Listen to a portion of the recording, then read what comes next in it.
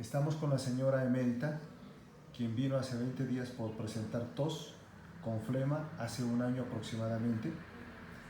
¿Cómo se siente actualmente después de 20 días del tratamiento, doña Emérita? Me siento bien, gracias a Dios y gracias a usted, doctor, porque tenía, como le digo, tenía tos, ya era más de un año y no me sanaba, tomaba drogas y ninguna me hacía nada. Y con la droga que me ha dado el doctor aquí me ha sanado y también me asfixiaba fácilmente. ¿Le dificultaba respirar? Sí. ¿Y ya no? Ya no, ahora estoy bien, gracias a Dios. Amén. Y a usted, doctor. Amén. Siga tomando su Gared en polvo, su Cebrin, y gracias por su testimonio. Gracias, doctor.